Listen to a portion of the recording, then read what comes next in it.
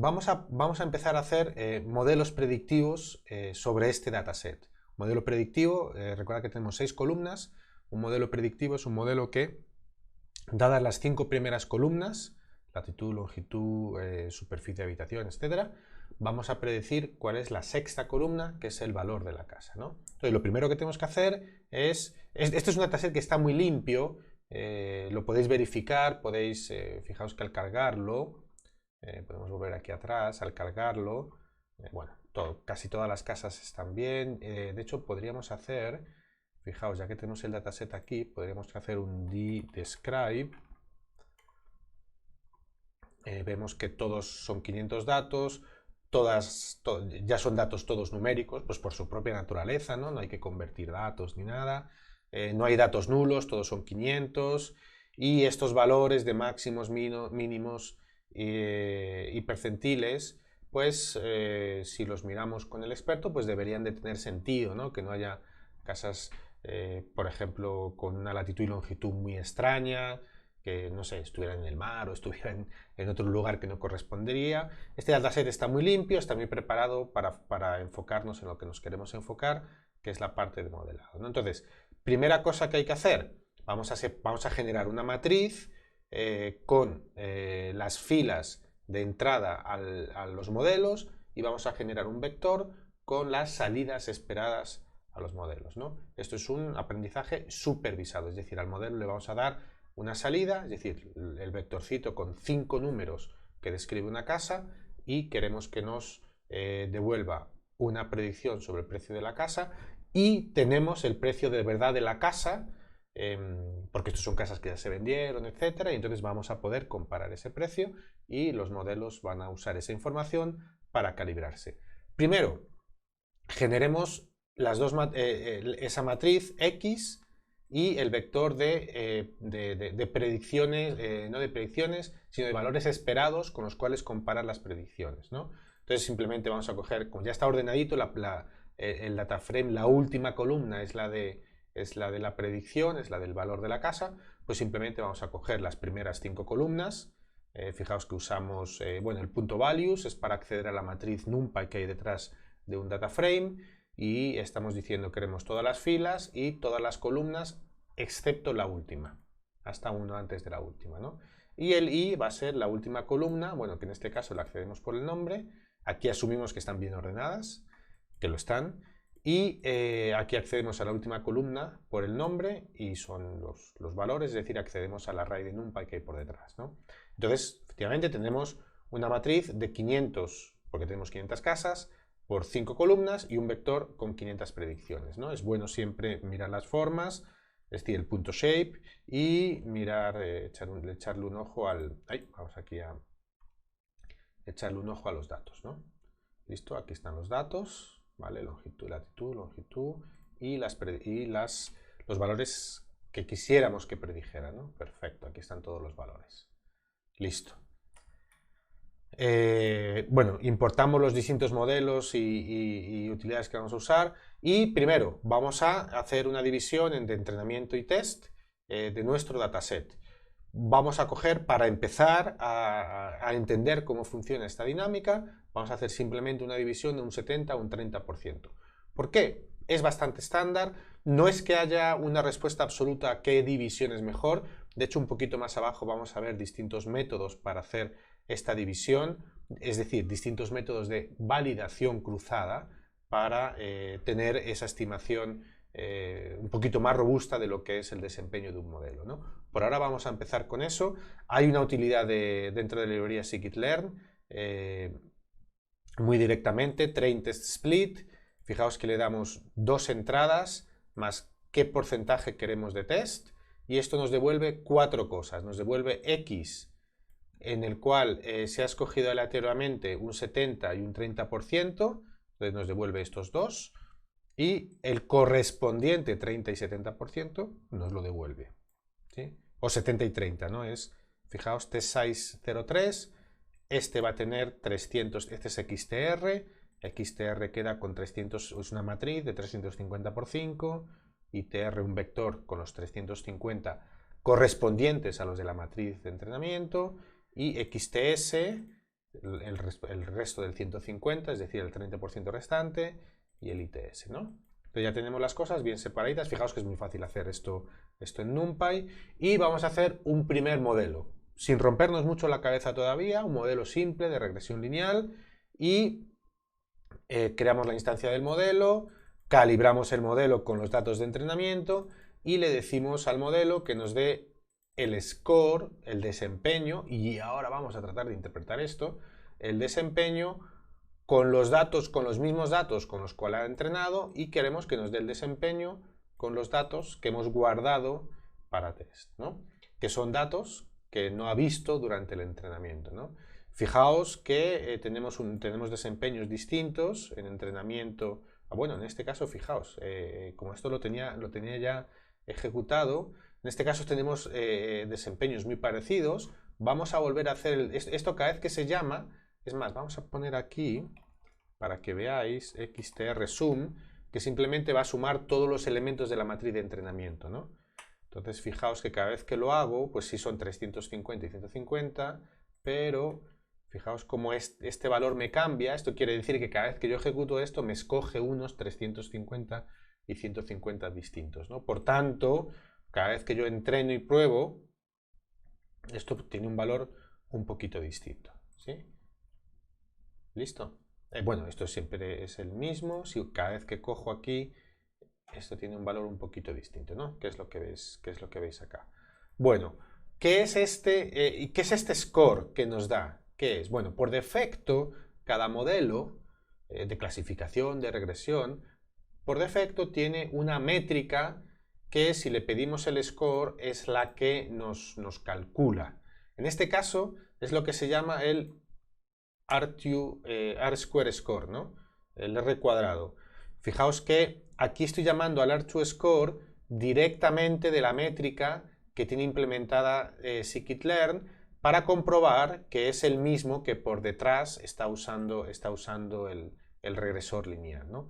Que podría no ser ese, podría haber sido otro, ¿no? Esto en la documentación del regresor de cada clase en scikit-learn debería de especificar cuál es el score, la métrica de score que está utilizando, ¿no?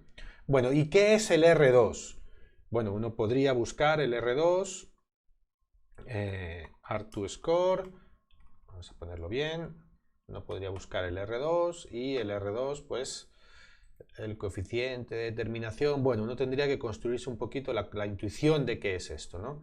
Así, sin entrar en demasiado detalle, voy a ponerlo un poquito más grande, así sin entrar en demasiado detalle, el R2 básicamente es como un coeficiente de correlación, ¿no? Es decir, si las dos variables que estamos comparando, y en este caso las dos variables que estamos comparando, ¿cuáles son? Los valores esperados de predicción en test, o sea, los valores reales en test y los valores predichos en test. Fijaos que estamos llamando al método predict de nuestro estimador, de nuestro regresor, ¿no? Con los datos de entrada, ¿no? Entonces estamos comparando las predicciones con los valores de verdad, ¿no? Y el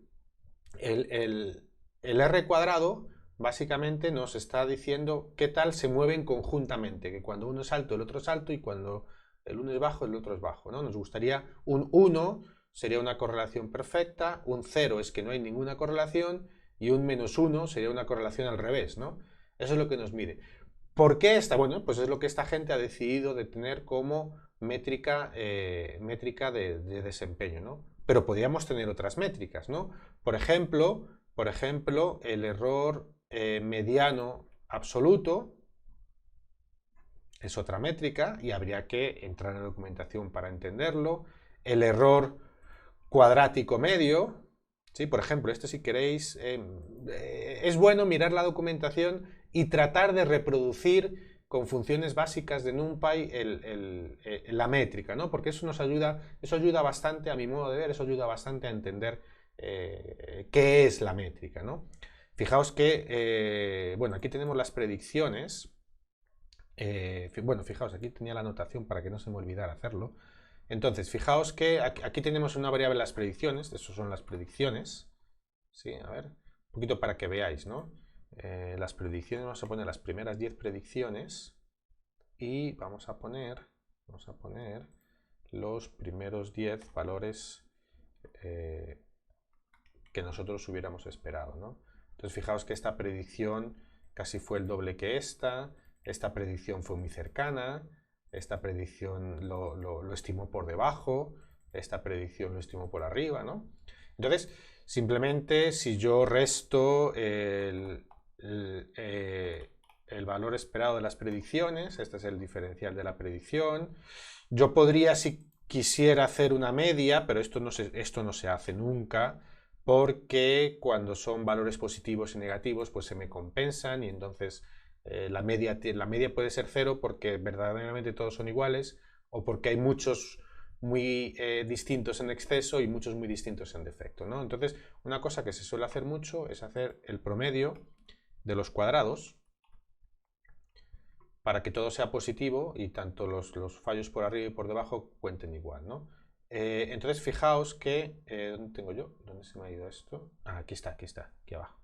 Fijaos que el promedio de los cuadrados es lo que es esta, ¿no? El mean square error. Fijaos que da lo mismo, ¿no? Entonces, bueno, esto es interesante hacerlo un poquito para consolidar el conocimiento de cada uno, ¿no? Una métrica que se usa mucho es la raíz cuadrada de esto, ¿no? ¿Por qué? Porque la raíz cuadrada de esto tiene las mismas unidades, es más interpretable, ¿no? Esto es root mean square error, ¿no? Es más interpretable porque RMSE, porque esto es en dólares, digamos, ¿no? El otro es en dólares al cuadrado. Entonces, en promedio hay un error cuadrático, la raíz cuadrada del error cuadrático es de $96.000, ¿no? Que aquí, por ejemplo, podríamos hacer algo que es... Podríamos pintar, para cada casa de test, podríamos pintar el valor esperado de verdad con el valor predicho. Que esto siempre es interesante hacer porque le da a uno un poquito de análisis de error, ¿no? ¿Dónde están los errores? ¿Por qué se producen? Podemos evitar este tipo de errores que estamos teniendo, ¿no? Y entonces, bueno, podemos pintar... Vamos a pintar puntitos, scatter es pintar puntitos, ¿no? Entonces vamos a pintar en el eje X los valores que nos gustaría haber predicho, los valores de verdad, y en el eje Y las predicciones, ¿no? Vamos a poner un poquito de cosmética. Xlabel es el verdadero en el eje X y en el Y es el label, es el predicho, ¿no? Y pred. Vale. Entonces, bueno, ¿qué estamos viendo? Estos son los valores verdaderos y estos son los predichos. Aquí vemos, por un lado, vemos que hay como un cierto, por alguna razón, hay como un cierto límite por arriba en lo que este predictor, este en concreto, predice. Aunque las casas tengan un valor alto, no va a predecir más de 300 y algo mil, ¿no? Y, ¿qué más cosas vemos? Vemos, por ejemplo, aquí vemos... Por aquí vemos una casa que tiene un valor muy pequeño, no sé, 20.000, por ejemplo, pero tiene una predicción súper grande, 120.000. Aquí tenemos una casa que al revés, ¿no? Tiene un valor de 200 y predice 500. Por ejemplo, estas casas por acá tienen, vamos a ver, vamos a coger algún ejemplo. Vamos a ver, esto tiene, fijaos, una casa por aquí, esta casa por aquí. A ver, una casa por aquí, esto es como 150 y por aquí son casas de como, mira, este clúster de casas como casas de 150 más o menos que se le han estado prediciendo del 200 a 250, ¿no? Como un error de 50 o 100. Pero fijaos, estas casas por acá son casas de 500 que se le predice un error, se predicen 300 que es un error de 200, 250, ¿no? La mitad de error, por ejemplo. En fin, vemos distintos márgenes de casas, ¿no? Nos gustaría, vamos a crear nuestra propia métrica de error, porque en realidad no es lo mismo tener un error, una casa que vale 100.000 y predecir que tiene un valor de 150.000, que es un error del 50%, que una casa de 500.000 y predecirle un error de 550.000. O sea, predecirle 550.000 producía un error de 50.000, ¿no? Es el mismo error en valor absoluto, que es 50.000, pero claro, en una casa de 500.000 eso es un error de un 10%, y en una casa de 100.000 es un error del 50%. Entonces quisiéramos hacer eso, vamos a definir una métrica de error que sea más acorde, sea más relativo, ¿no? Sea un porcentaje de la diferencia entre lo predicho y lo real, vamos a ponderarla con el valor real, de manera que un error de un 10% en una casa que vale 10.000, que vale 100.000, va a ser un error de entre 90.000 y 110.000, 10.000 para arriba y para abajo, un 10% de 100.000, pero en cambio un error de un 10% en una casa de 500.000, pues va a ser 450.000 hasta 550.000, ¿no? Entonces, vamos a definir nuestra propia medida de error.